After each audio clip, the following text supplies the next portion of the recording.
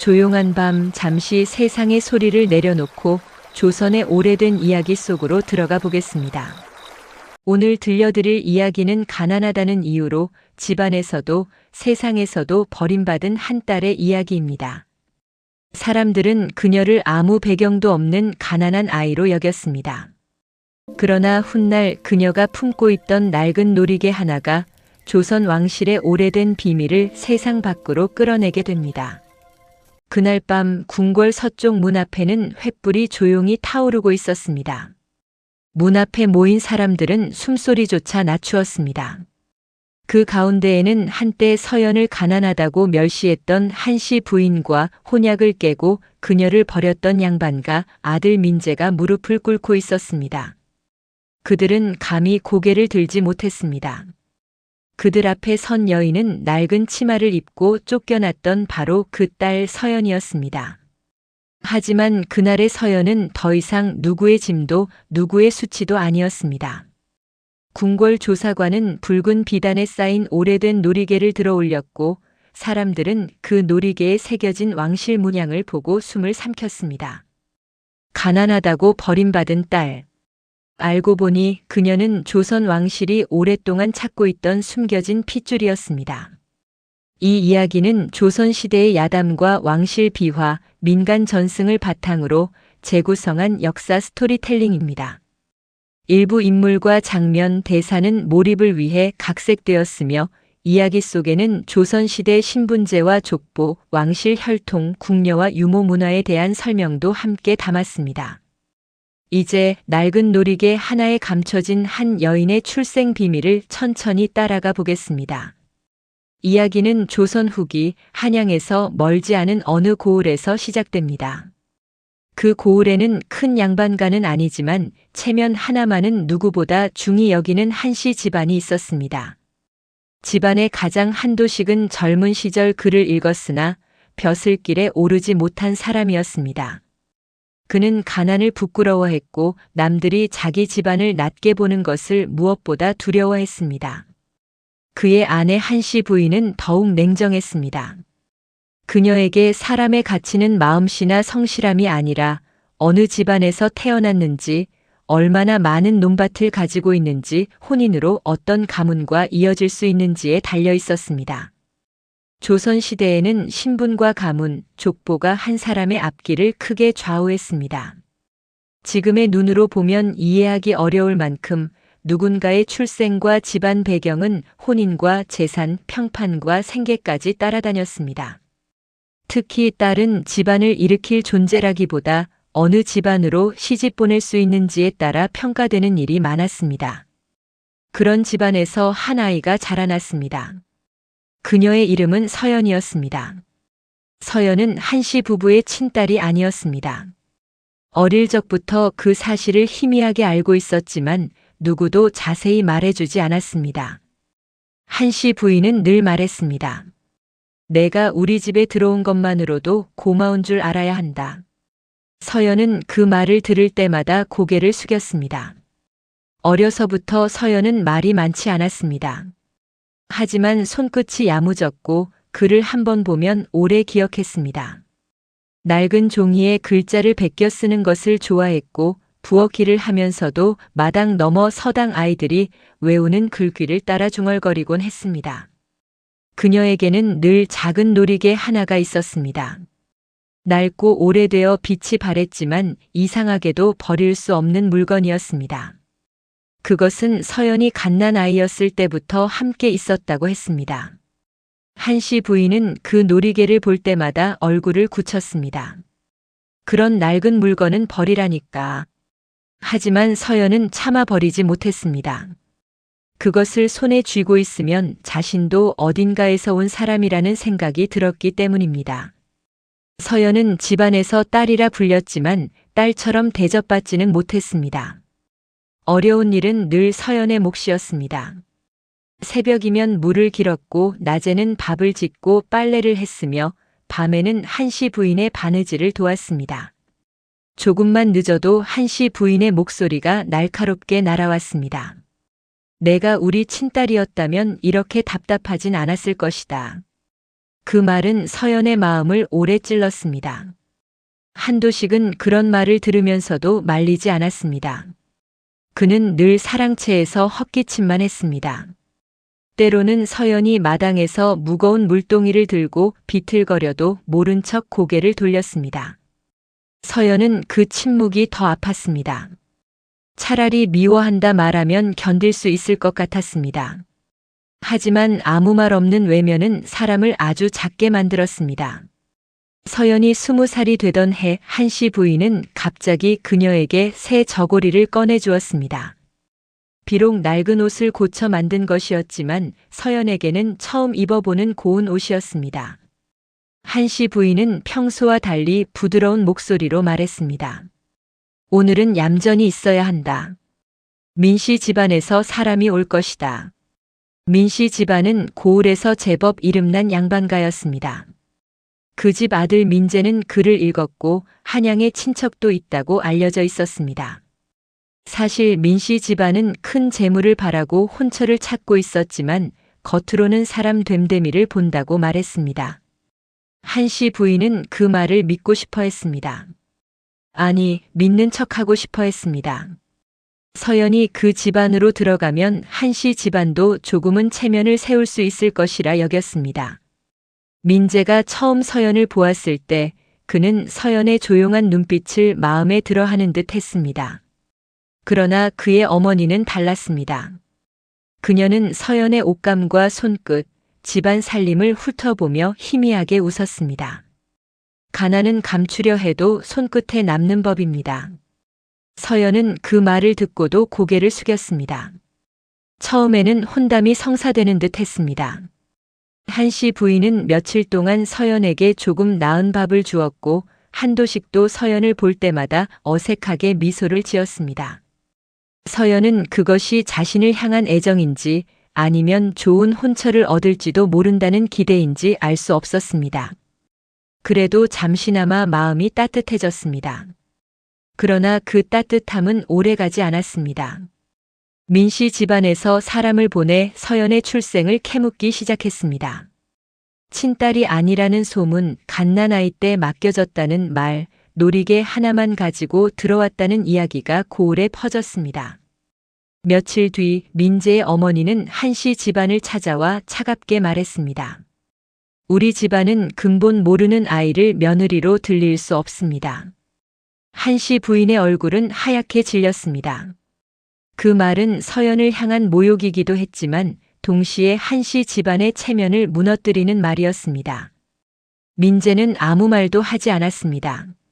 며칠 전까지만 해도 서연에게 조용한 미소를 보이던 사람이었습니다.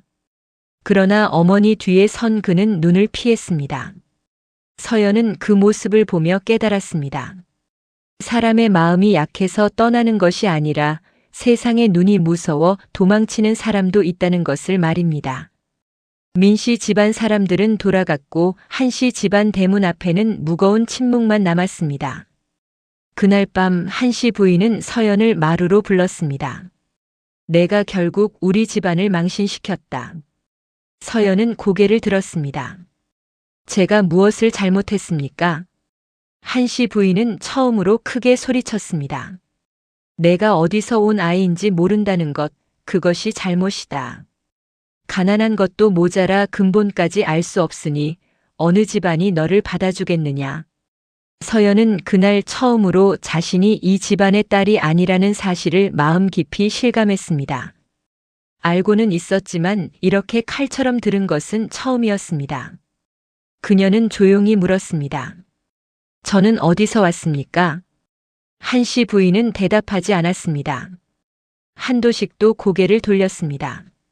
서연은 다시 물었습니다. 제 부모는 누구입니까? 한도식은 한참 만에 작은 목소리로 말했습니다. 오래전 누군가 맡기고 간 아이였다. 그 이상은 모른다. 하지만 그의 눈빛은 말과 달랐습니다. 서연은 그가 무언가를 숨기고 있다고 느꼈습니다. 그날 밤 서연은 자신의 작은 방으로 돌아가 오래된 놀이개를 꺼냈습니다. 빛바랜 매듭 사이에는 아주 작은 금빛 장식이 달려 있었습니다. 장식 뒷면에는 희미한 무늬가 있었지만 너무 달아 제대로 알아볼 수 없었습니다. 서연은 그것을 손에 꼭 쥐었습니다. 내가 정말 아무 데서도 오지 않은 사람이라면 왜 이 물건은 나와 함께 있었을까? 며칠 뒤 한씨 부인은 서연의 옷가지 몇 벌을 보자기에 싸기 시작했습니다. 서연은 처음에는 그것이 무슨 뜻인지 몰랐습니다. 그러나 한씨 부인의 얼굴을 보는 순간 알았습니다. 이 집을 나가거라. 서연은 한동안 아무 말도 하지 못했습니다. 어디로 가란 말입니까? 그건 내가 알아서 할 일이다. 우리는 더 이상 너를 데리고 있을 형편이 아니다. 그 말은 형편 때문만이 아니었습니다. 한씨 부인은 서연이 집안의 체면을 떨어뜨렸다고 생각했습니다. 혼약이 깨지고 근본 모르는 아이라는 소문이 퍼진 이상 서연은 더 이상 쓸모 있는 딸이 아니었습니다. 한도식은 마당 끝에 서 있었습니다. 서연은 그를 바라보았습니다. 아버지, 정말 제가 나가야 합니까? 한도식은 입술을 떨었지만 대답하지 않았습니다. 그 침묵 하나로 모든 대답은 끝났습니다. 그날 밤 비가 내렸습니다. 겨울비는 눈보다 더 차갑게 옷 속으로 스며들었습니다. 서연은 낡은 보자기 하나와 오래된 놀이개만 품에 안고 대문 밖으로 나섰습니다. 뒤에서는 한씨 부인의 목소리가 들렸습니다. 다시는 이 집에 기대지 마라. 서연은 대문 앞에서 잠시 멈춰 섰습니다. 자신이 자란 집이었지만 그곳은 끝내 그녀의 집이 아니었습니다. 그녀는 울지 않으려 했습니다. 그러나 빗물이 얼굴을 타고 흐르자 그것이 비인지 눈물인지 구분할 수 없었습니다. 서연은 보자기 속 깊은 곳에 놀이개를 넣었습니다. 그 놀이개는 가진 것 없는 그녀에게 남은 유일한 물건이었습니다. 하지만 그날의 서연은 알지 못했습니다. 그 낡은 놀이개가 단순한 장신구가 아니라는 것을. 그것이 궁궐 깊은 곳에서 사라진 아이를 찾는 마지막 표식이라는 것을 말입니다. 서연은 비틀거리며 고울바길을 걸었습니다. 밤은 깊었고 길은 진흙으로 미끄러웠습니다. 어느 오래된 돌다리 앞에 이르렀을 때 그녀는 더 걷지 못하고 주저앉았습니다. 그때 다리 건너편에서 등불 하나가 천천히 다가왔습니다. 등불을 든 사람은 검은 궁중 한복을 입은 늙은 여인이었습니다. 그녀는 서연을 지나치려다 서연의 보자기 밖으로 삐져나온 낡은 놀이개를 보고 그 자리에서 굳어버렸습니다. 늙은 여인의 손이 떨렸습니다. 그녀는 믿을 수 없다는 얼굴로 서연에게 다가와 낮게 물었습니다. 이 놀이개를 어디서 얻었느냐? 서연은 힘없이 대답했습니다. 제가 어릴 때부터 가지고 있었다고 들었습니다. 그 순간 늙은 여인의 눈가에 눈물이 고였습니다. 그녀는 조심스레 무릎을 꿇고 놀이개 뒷면의 희미한 무늬를 손끝으로 더듬었습니다. 그리고 아주 낮은 목소리로 말했습니다. 아기씨, 살아계셨군요. 그 한마디가 서연의 운명을 완전히 뒤바꾸기 시작했습니다. 그 한마디를 들은 서연은 처음에는 자신이 잘못 들은 줄 알았습니다. 아기씨라니요. 저는 그런 사람이 아닙니다. 저는 한씨 집안에서 쫓겨난 아이일 뿐입니다. 늙은 여인은 대답하지 못한 채 한동안 서연의 얼굴만 바라보았습니다. 그녀의 이름은 윤상궁이었습니다. 젊은 시절 궁궐 깊은 곳에서 오래 일했고 이제는 궁을 떠나 조용히 살아가던 전직 상궁이었습니다. 윤상궁은 떨리는 손으로 서연의 놀이개를 다시 살폈습니다. 낡은 매듭 사이에 감춰진 금빛 장식, 그리고 그 뒷면에 희미하게 남은 무늬. 세월이 흐르며 많이 닳았지만 윤상궁은 그것을 알아보았습니다. 그 무늬는 아무 집안에서나 쓸 수 있는 것이 아니었습니다. 궁궐 안에서도 아주 조심스럽게 다루어지던 왕실 표식이었습니다. 윤상궁은 서연을 그대로 길 위에 둘 수 없었습니다.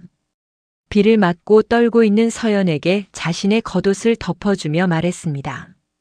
지금은 아무것도 묻지 마십시오. 먼저 살아야 합니다.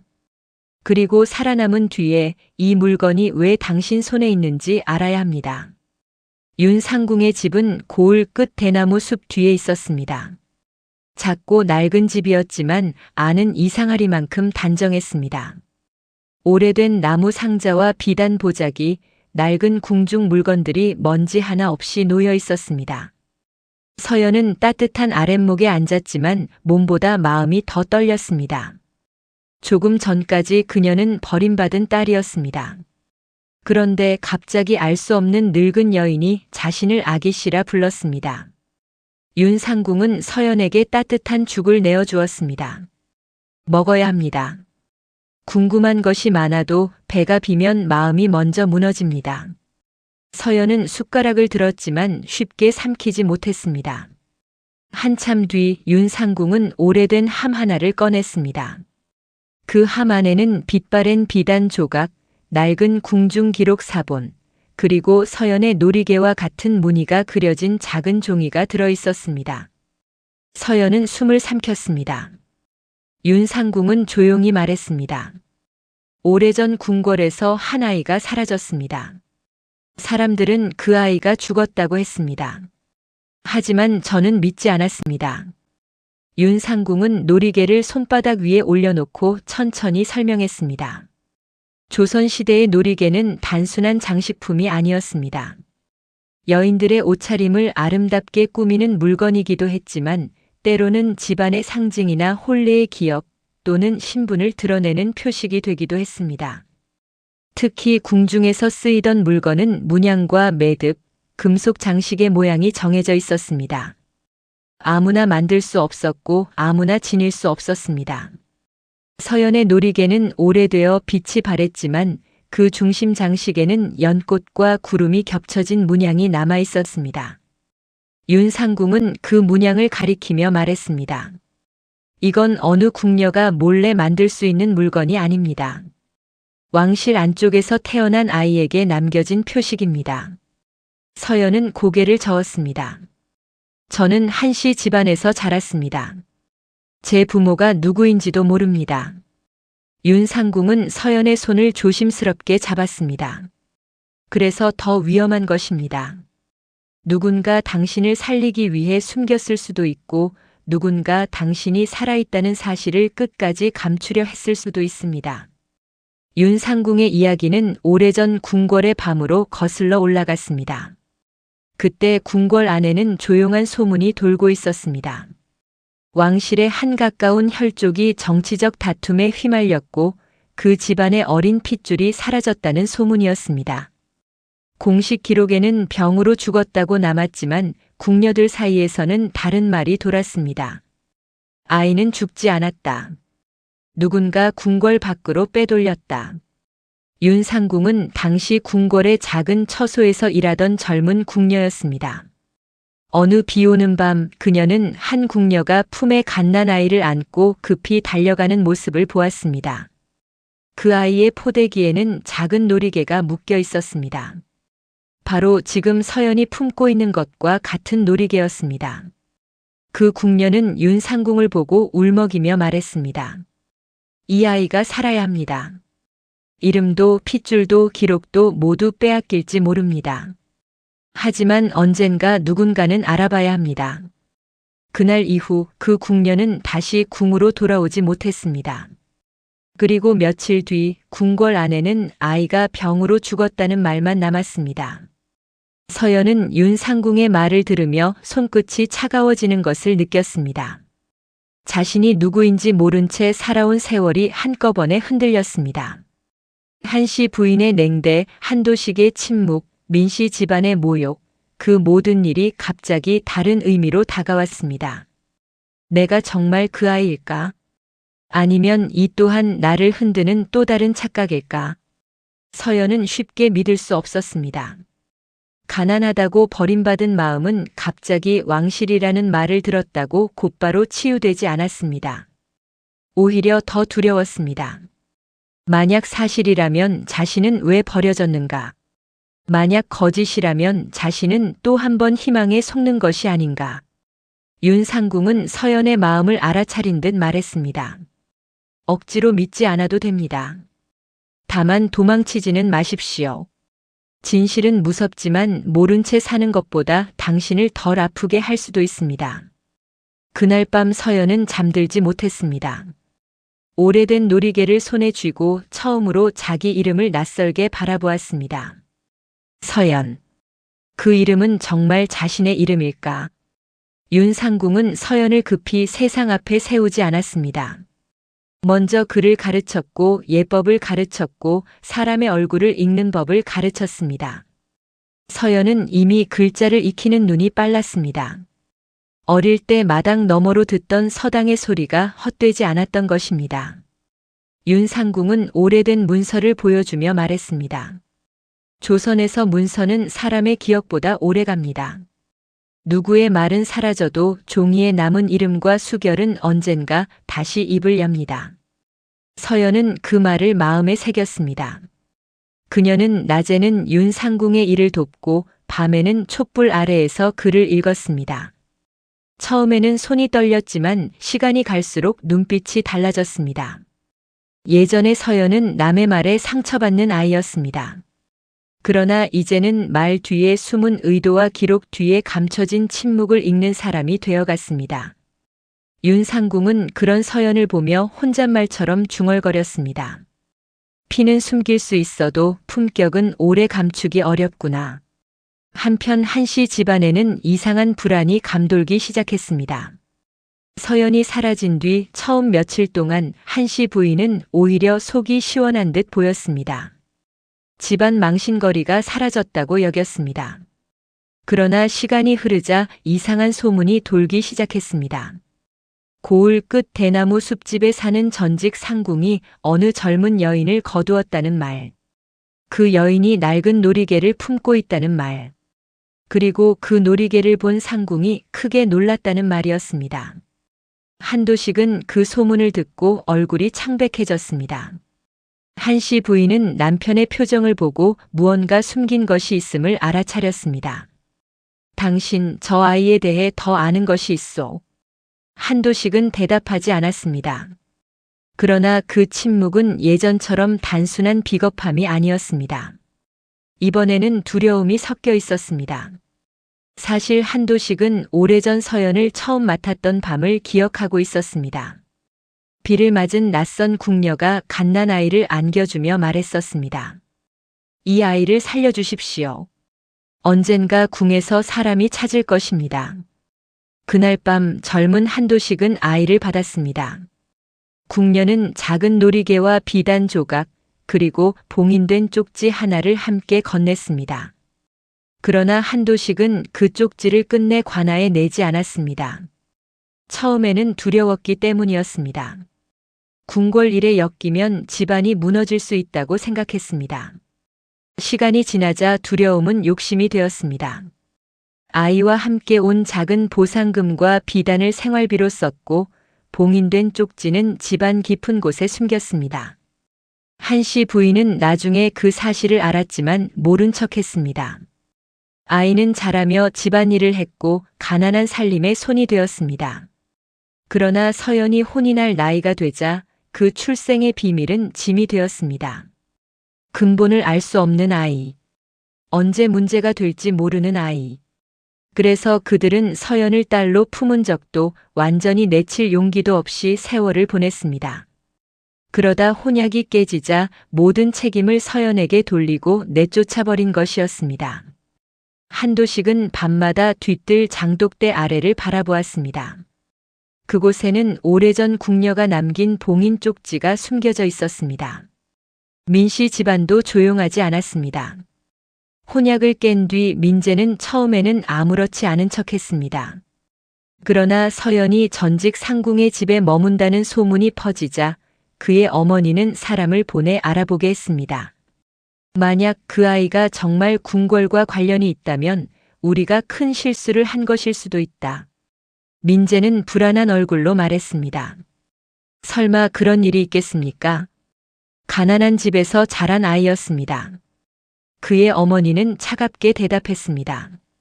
세상에서 가장 무서운 것은 가난한 아이가 아니라 가난한 줄 알고 함부로 대한 아이가 귀한 핏줄로 밝혀지는 일이다. 그 말은 민재의 가슴을 찔렀습니다. 그는 서연이 마지막으로 자신을 바라보던 눈빛을 떠올렸습니다. 원망도 애원도 없던 눈빛.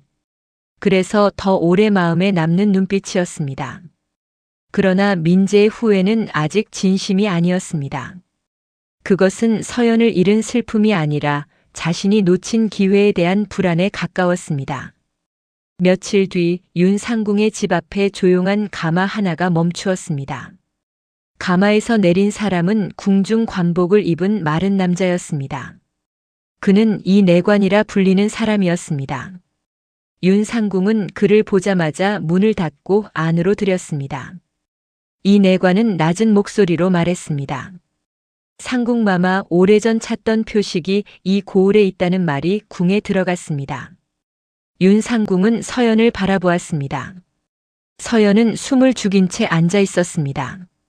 이내관은 서연 앞에 작은 문서함을 내려놓았습니다. 함에는 붉은 끈이 감겨 있었고 봉인에는 궁중에서 쓰는 문의가 찍혀 있었습니다. 이것은 오래전 폐기된 줄 알았던 기록의 사본입니다. 모든 것을 말해주지는 못하나 적어도 이 놀이개가 누구에게 주어진 것인지는 확인할 수 있습니다. 서연은 문서함을 바라보며 손을 꼭 쥐었습니다. 자신의 삶이 그 작은 함 안에서 다시 쓰일지도 모른다는 생각이 들었습니다. 이내관은 조심스럽게 문서함을 열었습니다. 그 안에는 오래된 비단 조각과 짧은 기록, 그리고 놀이개 문양을 그린 도본이 들어 있었습니다. 기록에는 어떤 이름도 분명히 적혀 있지 않았습니다. 그러나 한 문장이 서연의 눈을 붙잡았습니다. 비 오는 밤 어린 핏줄을 궁 밖으로 숨겨 살리다. 서연은 그 문장을 몇 번이나 바라보았습니다. 이 내관은 낮은 목소리로 말했습니다. 당시 궁궐 안에서는 정치적 다툼이 심했습니다. 어느 혈통은 살아있다는 사실만으로도 위험했습니다. 그래서 아이는 죽은 것으로 처리되었고 실제로는 궁 밖으로 나갔을 가능성이 있습니다. 윤상궁은 서연의 놀이개와 도본을 나란히 놓았습니다. 문양은 같았습니다. 닳고 바랜 부분까지 이상하게 맞아떨어졌습니다. 이 내관은 서연을 바라보며 말했습니다. 아직 이것만으로 모든 것을 확정할 수는 없습니다. 하지만 이제 궁궐 조사관이 내려올 것입니다. 그때까지 이 사실을 아무에게도 알려서는 안 됩니다. 하지만 비밀은 오래 숨지 못했습니다. 그날 밤 한씨 집안의 하인이 대나무 숲 근처에서 이내관의 가마를 보았습니다. 소문은 순식간에 퍼졌습니다. 궁에서 사람이 왔다. 전직 상궁의 집에 숨겨둔 여인을 찾으러 왔다. 한씨 부인은 그 소문을 듣고 손에 들고 있던 찻잔을 떨어뜨렸습니다. 민재의 어머니도 급히 사람을 보냈습니다. 고을 전체가 조용히 술렁이기 시작했습니다. 서연은 윤상궁의 방 안에서 문서함 앞에 앉아 있었습니다. 이 내관은 마지막으로 봉인된 종이 하나를 꺼냈습니다. 그리고 아주 조심스럽게 물었습니다. 당신이 어릴 적부터 불리던 이름이 서연이라 하셨습니까? 서연은 고개를 끄덕였습니다. 이 내관은 한참 동안 그녀를 바라보다가 봉인된 종이를 펼쳤습니다. 그 안에는 오래전 궁궐에서 사라진 아이에게 붙여졌던 이름이 적혀 있었습니다. 이 내관의 목소리가 낮게 떨렸습니다. 기록 속 아기 씨의 이름은 서윤이었습니다. 그리고 그 아이의 생년월일은 당신이 한씨 집안에 맡겨졌다는 그날과 정확히 같습니다. 서연은 숨을 멈춘 듯 문서를 바라보았습니다. 그 순간 밖에서 급한 발소리가 들려왔습니다. 관아의 포졸들이 윤상궁의 집을 향해 오고 있었습니다. 윤상궁은 문서함을 품에 안고 자리에서 일어났습니다. 두려워하지 마십시오. 이제 숨을 때가 아니라 밝힐 때입니다. 서연은 아직 다리에 힘이 풀린 듯 했지만 더 이상 도망치고 싶지 않았습니다. 평생 자신이 어디서 왔는지 몰라 고개를 숙이고 살았습니다. 이제라도 진실을 마주해야 했습니다. 포졸들은 윤상궁의 집 앞에 도착해 관아로 함께 가야 한다고 말했습니다. 겉으로는 조사를 위한 동행이라 했지만 사실상 고을 사람들이 모두 지켜보는 공개적인 소환이었습니다. 서연은 낡은 놀이개를 품에 넣고 윤상궁과 함께 관아로 향했습니다. 길가에는 사람들이 몰려 있었습니다. 어떤 이는 수군거렸고 어떤 이는 그녀를 동정했고 어떤 이는 벌써부터 궁궐 이야기라며 눈을 빛냈습니다. 서연은 그 모든 시선을 받으며 걸었습니다. 예전 같으면 고개를 숙였을 것입니다. 그러나 그날의 서연은 앞을 보았습니다. 자신의 이름을 찾으러 가는 길이었기 때문입니다. 관아 마당에는 이미 한씨 부부와 민씨 집안 사람들이 와 있었습니다. 한씨 부인은 여전히 목소리를 높이려 했지만 얼굴에는 불안이 가득했습니다. 민재는 서연을 보자마자 눈을 피했습니다. 사또는 처음에 이 일을 가정의 다툼이나 혼약 문제로 보았습니다. 그러나 윤상궁과 이 내관이 내놓은 물건들을 보자 표정이 달라졌습니다. 오래된 놀이개, 궁중 문양 도본, 봉인된 기록 사본, 그리고 한도식이 오래전 숨겼던 쪽지의 존재. 사또는 한도식을 바라보았습니다. 오래전 이 아이가 어떻게 그대 집에 오게 되었는지 사실대로 말하라. 한도식은 손을 떨었습니다. 한씨 부인은 급히 끼어들었습니다. 저 아이는 우리 집안이 불쌍해서 거둔 아이일 뿐입니다. 그 이상은 아무것도 없습니다. 하지만 윤상궁은 조용히 말했습니다. 아무것도 없었다면 왜 이 놀이개를 버리라 했습니까? 왜 아이가 어디서 왔는지 묻는 것을 막았습니까? 마당은 조용해졌습니다. 한도식은 결국 무너졌습니다. 그는 고개를 숙인 채 오래전 비오는 밤의 일을 털어놓았습니다. 젊은 궁녀가 갓난 아이를 안고 찾아왔고 아이를 살려달라 부탁했다는 것. 작은 놀이개와 비단 조각, 봉인된 쪽지를 함께 남겼다는 것. 그리고 자신이 두려움과 욕심 때문에 그 사실을 관아에 알리지 않았다는 것.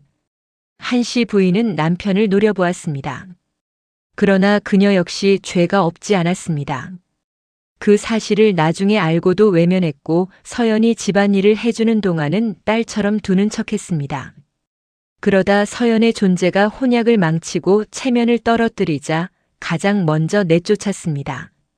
사또는 낮은 목소리로 물었습니다. 그 봉인된 쪽지는 어디 있느냐? 한도식은 떨리는 손으로 대답했습니다. 집 뒤 장독대 아래에 묻어두었습니다. 관아의 포졸들이 곧장 한씨 집안으로 향했습니다.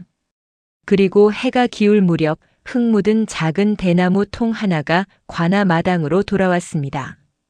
대나무 통 안에는 비단으로 감싼 쪽지가 들어 있었습니다. 종이는 오래되어 바스러질 듯 했지만 봉인은 아직 남아 있었습니다. 이 내관은 그 봉인을 보자 얼굴빛이 달라졌습니다. 이것은 궁중 내부에서 쓰던 봉인입니다. 사또는 조심스럽게 쪽지를 펼치게 했습니다. 글은 길지 않았습니다. 이 아이를 살리는 자는 훗날 왕실의 은혜를 입을 것이다. 아이의 표식은 연꽃과 구름 문양의 놀이개이며 이름은 서윤이라 한다. 사또는 문장을 읽다 멈추었습니다. 마당에 모인 사람들은 숨을 죽였습니다. 서연은 자신의 손끝이 떨리는 것을 느꼈습니다. 서윤. 낯선 이름이었지만 이상하게도 완전히 남의 이름처럼 느껴지지 않았습니다. 윤상궁은 눈물을 참지 못했습니다. 제가 보았던 그 아이가 맞습니다. 그날 밤 궁녀가 목숨을 걸고 데리고 나간 아이입니다. 사또는 더 이상 이 일을 단순한 가족 문제로 다룰 수 없다고 판단했습니다. 곧 궁궐 조사관에게 정식 확인을 요청하는 문서가 작성되었습니다. 사흘 뒤 고을 관아에는 검은 관복을 입은 왕실 조사관이 도착했습니다. 그는 말수가 적고 눈빛이 깊은 사람이었습니다. 마당에 모인 사람들은 그의 등장만으로도 이 사건이 얼마나 무거운지 알 수 있었습니다. 조사관은 먼저 놀이개를 살폈습니다. 그 다음 비단 조각과 도본, 봉인 쪽지, 이 내관의 문서함을 차례로 확인했습니다. 그는 어떤 말도 쉽게 하지 않았습니다. 한씨 부인은 숨을 죽였고 민재의 어머니는 손수건을 쥔 손에 힘을 주었습니다. 한참 뒤 조사관은 서연 앞에 섰습니다. 당신이 이 물건을 언제부터 지니고 있었습니까? 서연은 조용히 대답했습니다. 제가 기억하기 전부터 함께 있었다고 들었습니다. 조사관은 다시 물었습니다. 한씨 집안에서 이 물건의 출처를 설명해 준 적이 있습니까? 없습니다.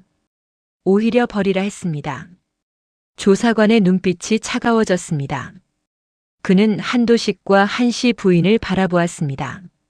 사람을 거두는 일은 은혜가 될 수 있으나 그 사람의 이름과 뿌리를 숨기고 이용하는 일은 죄가 될 수 있습니다.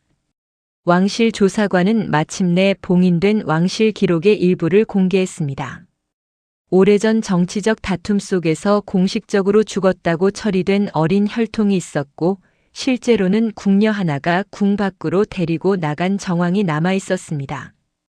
그 아이에게 주어진 표식은 연꽃과 구름 문양의 놀이개였고 임시로 붙인 이름은 서윤이었습니다. 서연이 가진 놀이개, 한도식이 숨긴 쪽지, 윤상궁의 증언, 이내관의 문서함이 모두 같은 방향을 가리키고 있었습니다. 조사관은 조용히 선언했습니다. 이 여인은 근본 없는 아이가 아닙니다. 왕실의 오래된 기록 속에서 사라진 핏줄과 연결된 사람입니다. 공식적인 예우와 처분은 궁에서 다시 정하겠으나 이 고을에서 그녀를 근본 없다 비난한 말은 모두 거짓이었습니다. 그 순간 관아 마당이 술렁였습니다. 한씨 부인은 땅을 바라보았고 민재는 얼굴이 창백해졌습니다. 서연은 아무 말도 하지 못했습니다. 기뻐서가 아니었습니다. 너무 오랫동안 빼앗겼던 이름이 갑자기 돌아왔기 때문입니다. 민재의 어머니가 가장 먼저 무릎을 꿇었습니다. 그녀는 떨리는 목소리로 말했습니다. 저희가 사람을 몰라보았습니다. 혼약을 다시 생각해 볼 수도 있습니다. 그 말에 서연은 처음으로 그녀를 똑바로 바라보았습니다. 다시 생각한다는 말은 마음이 아니라 계산에서 나온 말이었습니다. 민재도 고개를 숙였습니다. 서연아, 아니 아기씨. 제가 어리석었습니다. 서연은 그의 말을 끊지 않았습니다. 그러나 눈빛은 차분했습니다. 저를 버린 것은 가난 때문이었고 다시 찾으려는 것은 왕실 때문입니까? 민재는 아무 말도 하지 못했습니다. 한씨 부인도 무릎을 꿇었습니다. 그녀는 눈물을 보이려 했지만 서연은 그 눈물이 자신을 위한 것인지 무너진 체면을 위한 것인지 알 수 있었습니다. 한도식은 고개를 숙인 채 울었습니다. 그는 뒤늦게 말했습니다. 미안하다. 너를 딸로 지켰어야 했다. 서연은 한참 동안 그를 바라보다가 조용히 대답했습니다. 저는 딸이라 불리고 싶었던 것이지 필요할 때만 숨겨지는 짐이 되고 싶었던 것이 아닙니다. 왕실 조사관은 서연에게 궁으로 함께 올라갈 것을 권했습니다. 궁에서 정식 확인과 예우가 이루어질 것이며 그녀의 신분과 처소도 다시 논의될 것이라 했습니다. 그러나 서연은 그 자리에서 곧바로 기뻐하지 않았습니다. 궁궐은 그녀에게 영광의 장소이기도 했지만 동시에 자신을 잃어버리게 만든 곳이기도 했습니다. 그녀는 윤상궁을 바라보았습니다. 윤상궁은 조용히 고개를 끄덕였습니다. 선택은 이제 당신의 것입니다. 평생 서연은 남의 선택에 따라 살아왔습니다. 한씨 부부가 거두었고 한씨 부인이 꾸짖었고 민씨 집안이 버렸고 세상이 그녀의 근본을 따졌습니다. 그러나 이제 처음으로 자신이 선택할 차례였습니다. 서연은 조사관에게 말했습니다. 궁에 올라가 진실을 확인하겠습니다. 그러나 저는 누군가의 피만으로 제 삶을 정하고 싶지 않습니다. 제가 버려졌던 시간을 부끄럽게 여기지 않겠습니다. 그 말에 관아 마당은 다시 조용해졌습니다. 며칠 뒤 서연은 궁으로 올라갈 준비를 했습니다. 그녀는 낡은 놀이개를 새 비단에 싸지 않았습니다. 오래된 매듭 그대로 품에 넣었습니다. 그것은 초라했던 과거의 흔적이 아니라 자신이 살아남았다는 증거였기 때문입니다. 떠나기 전 그녀는 한씨 집안 대문 앞에 섰습니다. 한씨 부인은 문턱 안쪽에서 고개를 들지 못했습니다. 한도식은 눈물을 흘렸지만 서연은 오래 머물지 않았습니다. 그녀는 조용히 말했습니다. 저를 키운 세월은 고맙습니다. 그러나 저를 숨기고 버린 일은 잊지 않겠습니다. 원망으로 살지는 않겠지만 다시 그 집의 딸로 돌아가지는 않겠습니다. 그 말은 차갑지 않았습니다. 오히려 너무 오래 아팠던 사람이 마침내 자신을 지키기 위해 긋는 선이었습니다. 서연은 뒤돌아섰습니다. 그 순간 비가 그친 하늘 사이로 햇빛이 내려왔습니다. 어린 시절부터 자신을 따라다니던 질문 하나가 조금씩 풀리는 듯 했습니다. 나는 누구인가? 이제 그 답은 남들이 정해주는 것이 아니었습니다. 오늘의 이야기는 조선시대의 야담과 왕실 비화, 민간 전승을 바탕으로 재구성한 스토리텔링입니다. 이야기 속 인물과 사건은 몰입을 위해 각색되었지만 그 안에는 조선 사회의 중요한 요소들이 담겨 있습니다. 조선시대에는 신분과 족보, 가문 배경이 개인의 삶에 큰 영향을 주었습니다. 혼인과 재산, 평판과 사회적 위치가 출생 배경과 깊게 연결되어 있었기 때문입니다. 또한 왕실과 관련된 혈통 문제는 정치적 위험과 연결될 수 있었고, 기록에서 사라진 사람들의 이야기는 여러 야담과 전승 속에서 다른 형태로 되살아나곤 했습니다. 궁녀와 상궁, 유모 같은 궁중 여성들은 왕실 내부의 삶을 가까이에서 지켜본 사람들이었고, 때로는 공식 기록에 남지 않은 비밀을 기억하는 존재로 그려졌습니다. 이 이야기는 한 여인의 출생 비밀을 통해 사람이 어떤 집안에서 태어났는가보다 어떻게 살아남고 자기 이름을 되찾는가가 더 중요하다는 메시지를 전합니다. 서연이 궁으로 떠난 뒤에도 그녀는 자신이 버림받았던 고을을 완전히 잊지 않았습니다. 몇 해 뒤 그녀는 조용히 사람을 보내 고을 밖 돌다리 근처에 작은 쉼터를 세웠습니다. 비 오는 밤 갈 곳 없는 아이들이 잠시 몸을 피할 수 있는 곳이었습니다. 그곳에는 누구의 핏줄인지 묻지 말라는 작은 원칙이 있었습니다. 이름을 모르는 아이에게도 따뜻한 밥을 주고 돌아갈 집이 없는 여인에게도 하룻밤 잠자리를 내어주었습니다. 어느 비 내리는 저녁 한 어린아이가 그 쉼터 문 앞에 서 있었습니다. 아이는 낡은 보자기를 품에 안고 겁먹은 눈으로 안을 들여다보았습니다. 쉼터를 지키던 여인은 아이에게 따뜻한 죽을 내어주며 말했습니다. 여기서는 내가 어디서 왔는지보다 오늘 밤 내가 춥지 않은 것이 먼저란다. 그 말은 오래전 서연이 가장 듣고 싶었던 말이었습니다. 세상은 때때로 사람을 이름과 가문으로 판단합니다. 그러나 오래된 이야기들은 우리에게 묻습니다. 정말 귀한 핏줄이란 무엇인가? 그것은 태어난 자리가 아니라 끝내 사람을 버리지 않는 마음일지도 모릅니다. 오늘 이야기는 여기서 마치겠습니다. 다음에도 조선의 숨겨진 이야기, 오래된 사람들의 눈물과 지혜가 담긴 야담을 차분히 들려드리겠습니다.